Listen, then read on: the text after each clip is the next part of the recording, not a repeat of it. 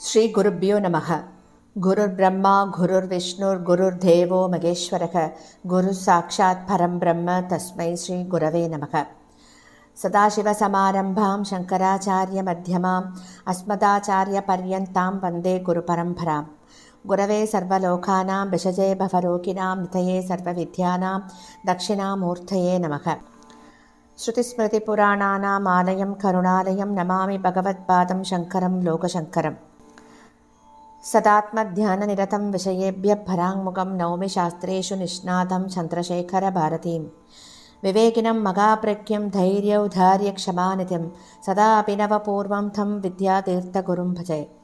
भारतीकरुणापात्रं भारतीपदभूषणं भारतीपदमारूढं भारतीतीर्थमाश्रये. विद्याविनयसम्पन्नं वेदरागं विवेकिनं वन्दे वेदान्ततत्त्वज्ञं विदुशेखरभारतीम्. அனைத்து பெரியோர்களுக்கும் நீலாய் தாட்சிகுமாரின் நமஸ்காரங்கள். பிரதி குருவாரம் நம்ம சிங்கேரியில் சங்கரை பத்தி கேட்டுருக்கோம். குருநாதனோட பேரருள்ள இந்த காவியத்தின் நூலாசிரியர் திரு கே நாராயண சுவாமி அவர்கள். இவர் எழுதிய புத்தகத்தின் ஒவ்வொரு வரிகளையும் நம்ம அனுபவிச்சு கேட்டுருக்கோம். பிரதி குருவாரத்திலையும் போன வாரத்தின் தொடர்ச்சியைத்தான் தொடர்ந்து கேட்க போகிறோம். 90வது வாரமாக ஸ்ரீ வித்யாரண்ய சுவாமிகளின் குருவான ஸ்ரீ பாரதி தீர்த்த சுவாமிகளை தொடர்ந்து இதுவரைக்கும் சிங்கேரிக்கு பயணம் பண்ணினோம். இப்போது மறுபடியும் காசி கஷேத்திரத்துக்கு பயணம் செய்ய போறோம் வித்யாரண்ய சுவாமிகளை நோக்கி.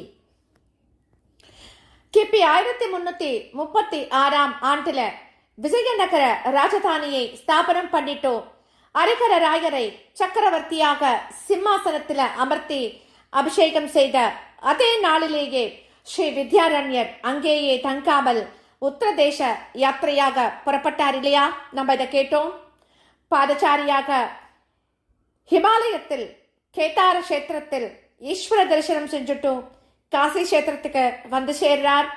பூர்வாசிரமத்தில் அவருடைய தந்தை தன் புத்திரனின் ஜாதகத்தை பரிசோதனை பண்ணி பார்த்ததுல உனக்கு அரசபோகங்களை தரும் யோகம் இருக்கு, அதனால சந்நியாசம் உகந்தது அல்ல அப்படின்னு சொன்னார் இல்லையா?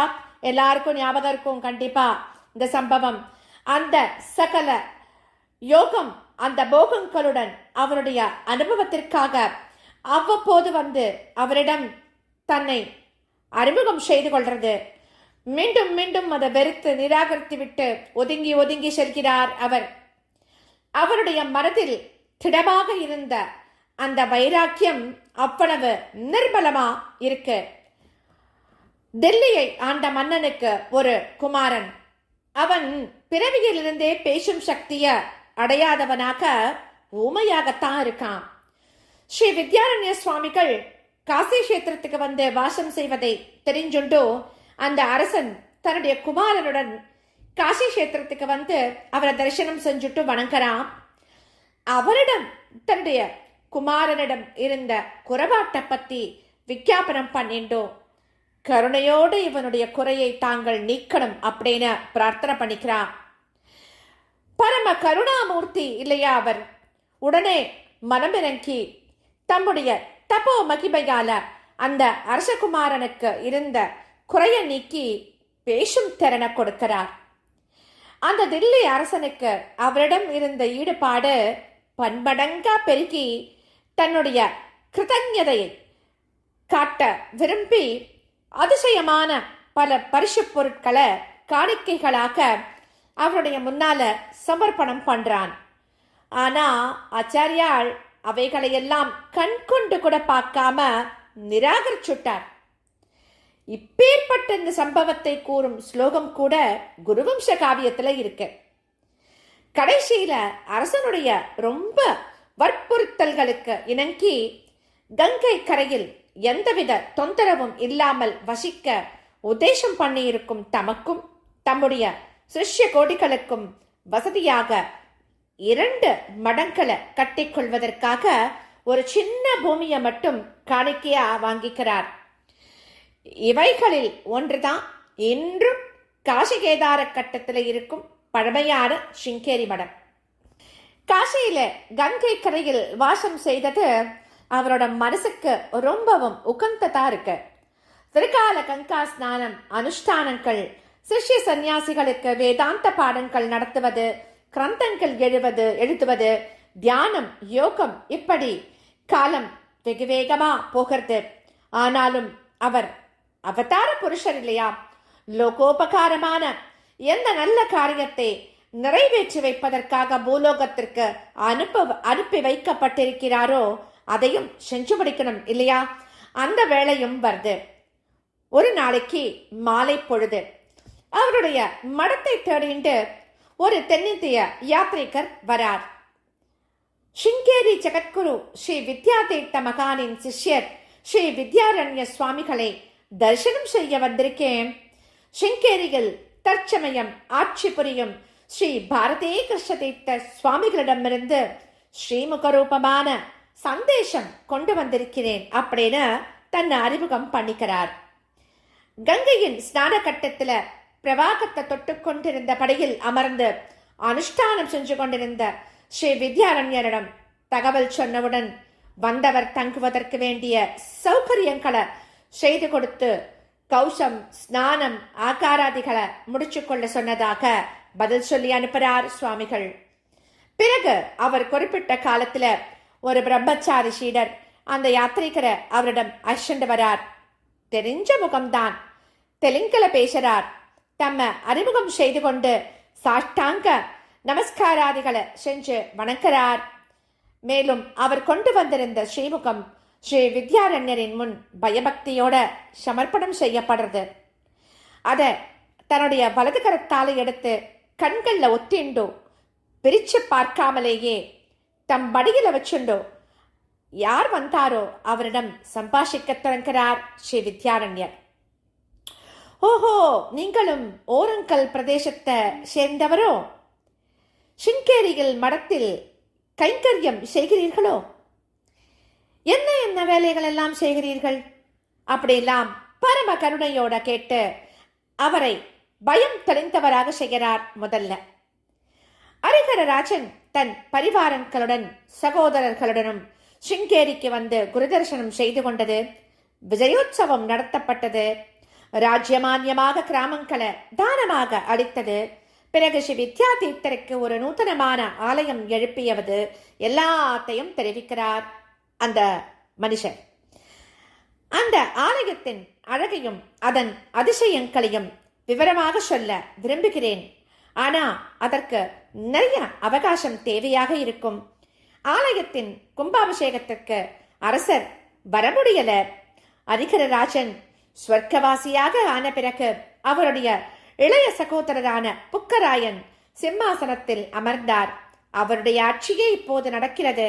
அவருக்கு ராஜரீக நிர்பந்தங்கள் அதிகமாக இருப்பதால தலைநகரத்தை விட்டு எங்கும் செல்ல முடியல. குருநாதர் அளித்த இந்த ஸ்ரீமுகத்தை தங்களிடம் சமர்ப்பிக்க சொன்னார். நான் அப்படியே அதை செய்துள்ளேன். அரசர் இந்த ஸ்ரீமுகத்தை தங்களிடம் சேர்த்துவிட்ட பிறகு தன்னுடைய பக்திபூர்வமான நமஸ்காரங்களையும் தெரிவிக்க சொன்னார். தன்னுடைய பிரத்யேகமான கோரிக்கையையும் பிரார்த்தனையையும் தெரிவிக்க சொன்னார் அப்படின்னு சொல்றார். அப்போ ஆச்சாரியால் கேட்கிறா, அவ என்னன்னு கேட்கிறா.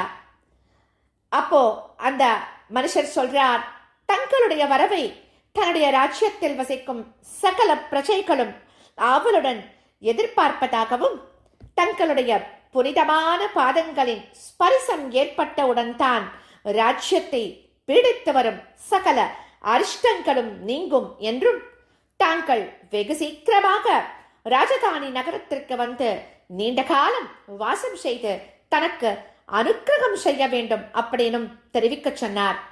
தாங்கள் சௌகரியமாக பிரயாணம் செய்ய மேனா பாதுகாப்பு படை முதலிய வசதிகளையும் செய்து அழைத்து வர வேண்டும் என்றும் எனக்கு உத்தரவிட்டுள்ளார். அதற்கு வேண்டிய தனம் இங்கே எனக்கு கிடைக்க உண்டியல்களையும் என்னிடம் கொடுத்தனுப்பியுள்ளார் அப்படின்னு சொல்றார் அந்த பிராமணர். எல்லாத்தையும் கேட்கிறார் ஸ்ரீ வித்யாரண்யர். கேட்டுட்டோ சிரிச்சுக்கிறார். ஜெகத்குரு அவர்கள் எனக்கு என்ன உத்தரவு அனுப்பியுள்ளார்கள் அப்படின்னு பார்க்கிறேன். என்னுடைய குருநாதருக்கு கட்டப்பட்டுள்ள அந்த ஆலயத்தை பார்ப்பதற்கு எனக்கும் ஆவலாகத்தான் இருக்கு அப்படின்னு சொல்றார். அந்த பிராமணர் தன்னுடைய ஜாகைக்கு கிளம்பினதும் ஸ்ரீ வித்யாரண்யர் குருநாதரிடமிருந்து வந்திருந்த அந்த ஸ்ரீமுகத்தை படிச்சு பார்க்கிறார். தமக்கு தம்முடைய குருநாதர் ஸ்ரீ வித்யாதீத்தர் அசரீரியாக இட்ட கட்டளை போலவே அந்த ஸ்ரீமுகத்திலும் எழுதப்பட்டிருப்பதை பார்த்தவுடன் அவருக்கு ரொம்பவும் ஆச்சரியமாயிடுத்து. மறுநாளைக்கு அந்த பிராமணர் வந்து நமஸ்காரம் பண்ணினவுடன், நான் குருநாதரை தரிசிக்க பிரயாணம் செய்வதற்கு தயாரா இருக்கேன், பல்லக்கெல்லாம் எதுவும் வேண்டாம், நான் பாதசாரியாகவே வருகிறேன், ஸ்ரீடர்களும் நம்முடன் வருவார்கள், நேராக ராஜதானிக்கு சென்று மன்னரையும் அழைத்து கொண்டு சிங்கேரிக்கு சென்று குரு தரிசனம் செய்வோம் அப்படின்னு சொல்றார் ஆச்சாரியால். காசி கஷேத்திரத்திலிருந்து தென்னாடு நோக்கி பாதசாரியாக பிரயாணத்தை தொடங்கிய ஸ்ரீ வித்யாரண்ய மா முனிவரின் புகழ் அவருக்கு முன்னாகவே பயணம் செய்ய ஆரம்பிச்சுடுத்து.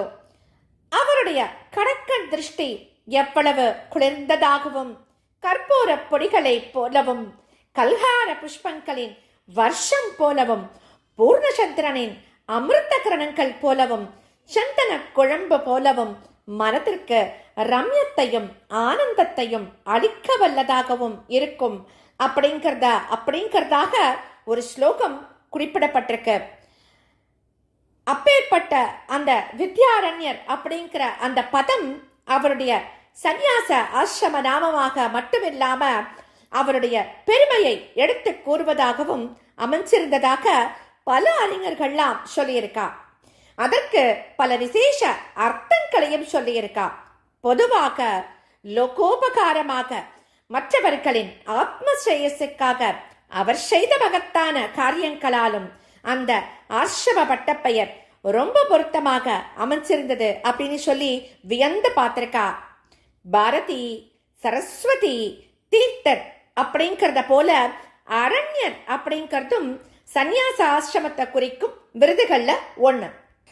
ஆனா வித்யா, அரண்ய அப்படிங்கிற ரெண்டு பதங்களின் சேர்க்கை பலவிதமான விசேஷ அர்த்தங்களை தருகிறது.